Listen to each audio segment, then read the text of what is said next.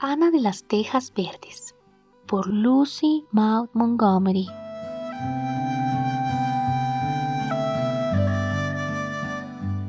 Capítulo 1. La señora Rachel Lynde se lleva una sorpresa.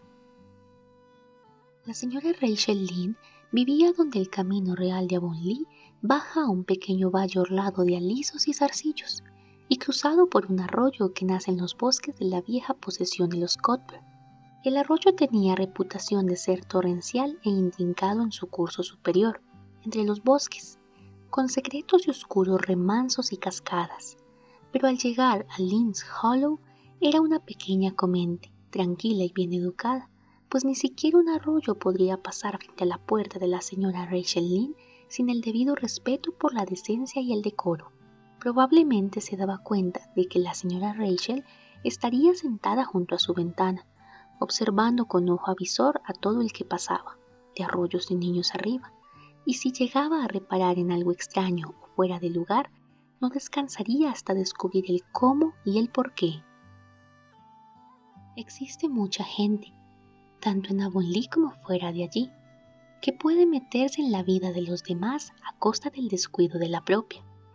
Pero la señora Rachel Lynde era una de esas personas mañosas que son capaces de vigilar al unísono los asuntos propios y los ajenos. Ama de casa notable, su trabajo estaba siempre hecho y bien.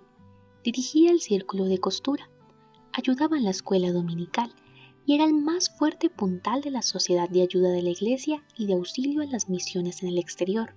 Y a pesar de todo eso, la señora Rachel hallaba tiempo abundante para sentarse horas enteras junto a la ventana de su cocina, tejiendo colchas de algodón retorcido. Había tejido 15, como se sentían inclinadas a decir las amas de casa de Avonlea en voz reverente, sin perder de vista el camino real que cruzaba el vallecito y subía la empinada colina roja.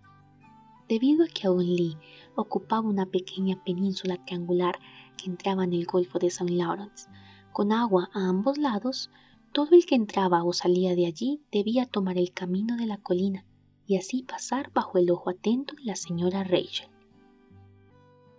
Allí estaba sentado una tarde de principios de junio. El sol entraba, cálido y brillante, por la ventana. En el huerto de la cuesta, una zumbante nube de abejas cubría los capullos blancos y rojos.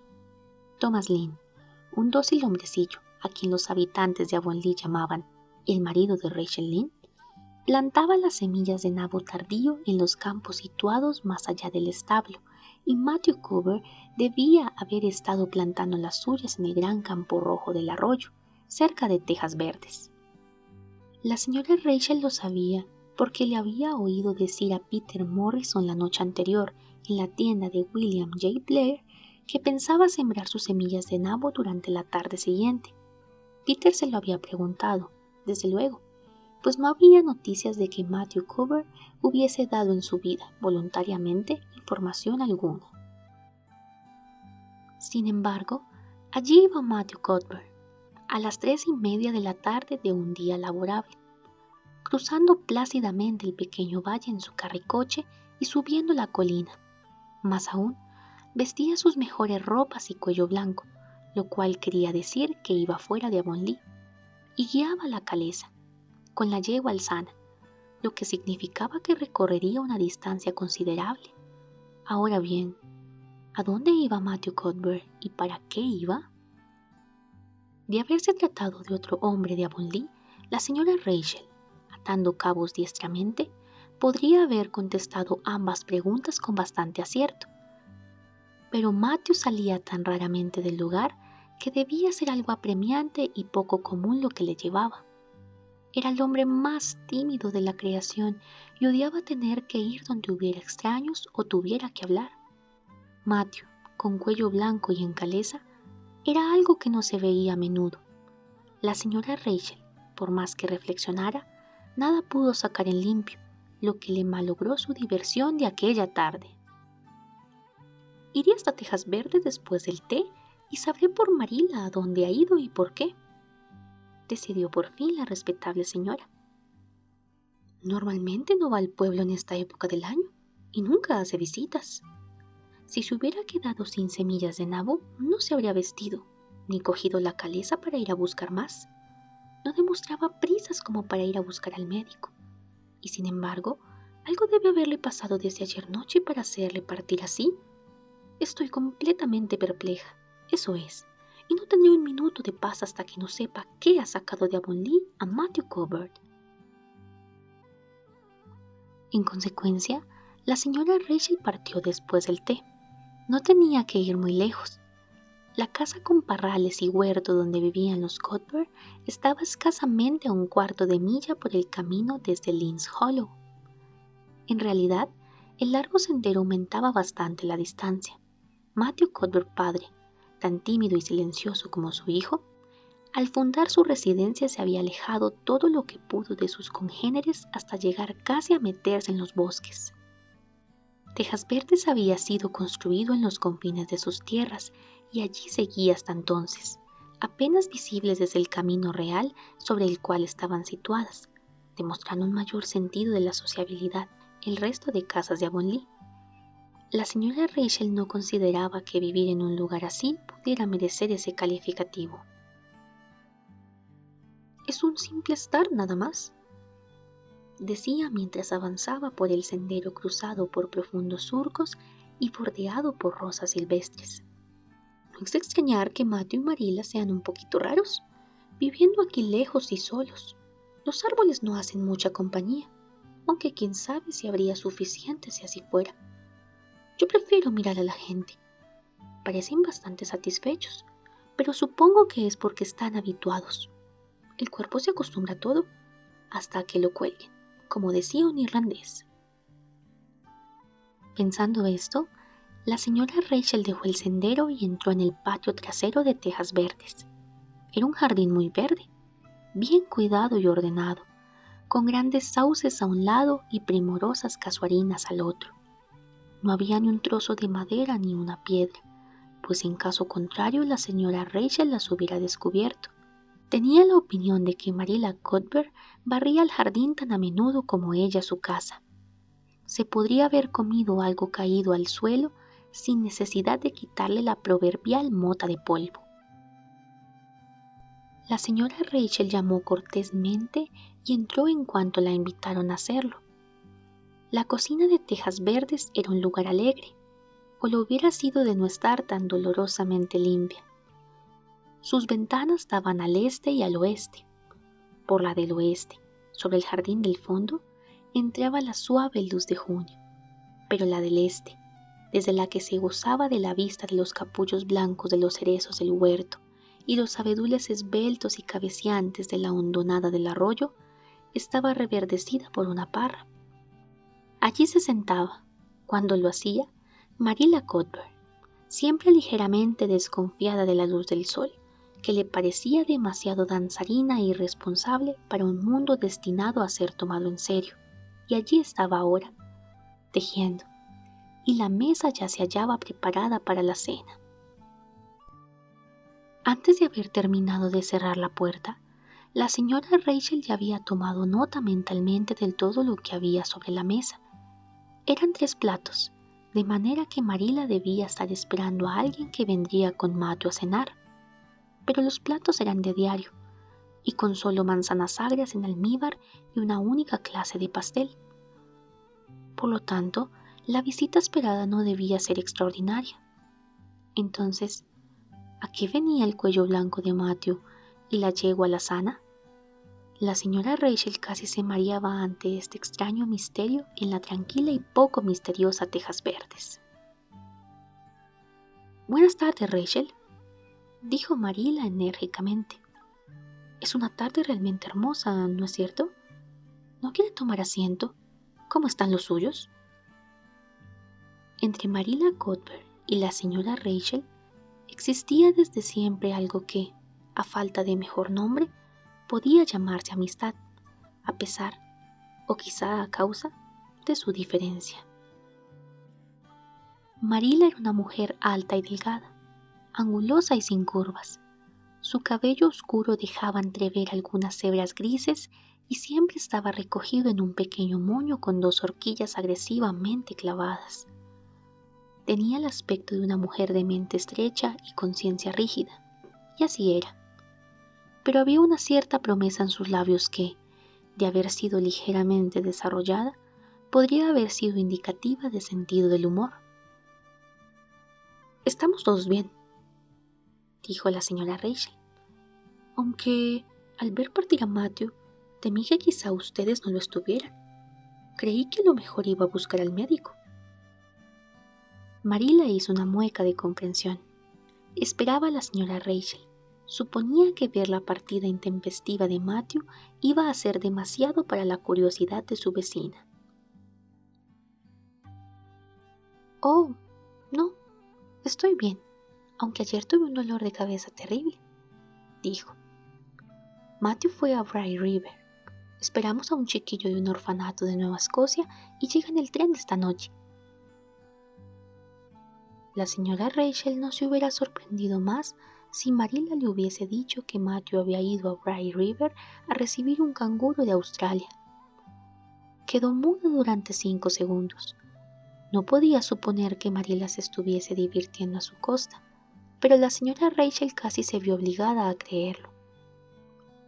«¿Lo dice en serio, Marilla?», preguntó cuando recobró la voz. «Por supuesto», dijo Marilla, como si acoger chicos del orfanato de Nueva Escocia fuera parte de la tarea común de primavera en cualquier granja bien administrada de Avonlea. La señora Rachel sintió que había recibido una fuerte impresión. Un chiquillo. Marilla y Matthew Cooper adoptando un chico, de un orfanato. Vaya, por cierto que el mundo andaba patas arriba. Después de esto, nada podría sorprenderla. Nada. «¿Quién le ha metido esa idea en la cabeza?», preguntó en tono de reproche. Aquello había sido hecho sin solicitar su consejo y por lo tanto debía ser reprobado. «Bueno, lo estuvimos pensando durante un tiempo. En realidad durante todo el invierno», contestó Marilla. «La señora de Alexander Spencer vino por aquí un día antes de Navidad y dijo que le iban a enviar una niña del orfanato de Hopetown en primavera. Su prima vive allí y la señora Spencer la ha visitado y sabe cómo funciona. De manera que Matthew y yo hemos estado hablando sobre esto desde entonces. Pensamos acoger a un chico. Matthew está entrado en años, tiene 60, usted sabe, y ya no es tan activo como antes. Su corazón le molesta bastante, y ya sabe lo difícil que es encontrar buenos trabajadores.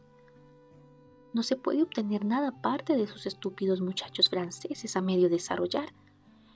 Y en cuanto se ha conseguido que uno de ellos se acostumbre a nuestra manera de ser y se le ha enseñado algo, parte hacia las fábricas de conservas de langostas o hacia los Estados Unidos. Al principio, Matthew pensó en un muchacho de Inglaterra, pero le dije directamente que no. Puede que estén muy bien, no digo que no, pero no quiero vagabundos londinenses, le dije. Tráeme por lo menos un nativo de estos lugares. Habría un riesgo, no importa quién consigamos. Pero me sentiré más tranquila y dormiré mejor si conseguimos un canadiense. De manera que al fin decidimos pedirle a la señora Spencer que nos eligiera uno cuando fuera a buscar una niña. La semana pasada supimos que iría y le mandamos decir por los parientes de Richard Spencer en Carmody que nos trajera un muchacho inteligente y bien parecido, de unos 10 u 11 años. Decidimos que esa sería la mejor edad, lo suficientemente mayor como para que preste ayuda en las tareas domésticas y lo suficientemente pequeño como para que se le pueda enseñar en la debida forma. Pensamos darle un buen hogar y educación. Hoy, el cartero trajo de la estación un telegrama de la señora de Alexander Spencer, diciendo que venía esta tarde en el tren de las 5:30, de manera que Matthew fue a Briar River a buscarlo. La señora Spencer lo dejaría en la estación. Ella va a White Sands. La señora Rachel se preciaba de decir siempre lo que deseaba. Procedió a hacerlo ahora, habiendo ajustado su actitud mental ante esas noticias sorprendentes. «Bien, Marilla», Le diré claramente que pienso que está cometiendo un terrible error. Una cosa arriesgada, eso es. No sabe usted lo que recibe. Trae a su casa y a su hogar a un niño extraño y no sabe nada sobre él, ni qué carácter tiene, ni qué padres tuvo, ni qué clase de persona resultará. Fíjese que solo la semana pasada leí en el periódico que una pareja del oeste de la isla había adoptado un niño de un orfanato, y este pegó fuego a la casa la primera noche, adrede, Marila, y casi los convirtió en cenizas cuando dormían. Y sé de otro caso de un muchacho adoptivo que acostumbraba a sorber huevos. No pudieron conseguir que dejara de hacerlo. Si me hubiera pedido mi consejo sobre el asunto, les hubiera dicho que hicieran el favor de no pensar en tal cosa. Eso es. Este consuelo de Job no pareció ni alarmar ni ofender a Marila, que siguió tejiendo tranquilamente. No niego que hay algo de verdad en lo que dice Rachel. Yo misma he tenido algunos escrúpulos de conciencia. Pero Matthew estaba firmemente decidido, de manera que cedí. Es tan raro que Matthew se empecine en algo, que cuando lo hace, siempre siento que es mi deber ceder. Y en lo que se refiere al riesgo, lo hay en casi todo lo que uno hace en este mundo. Hay riesgos en los niños propios si se llega al caso. No siempre resultan buenos. Y además, Nueva Escocia está cerca de la isla.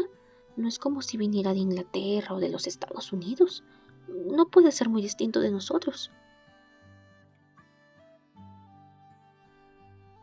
Bueno, espero que resulte bueno, dijo la señora Rachel con un tono que indicaba claramente sus dudas.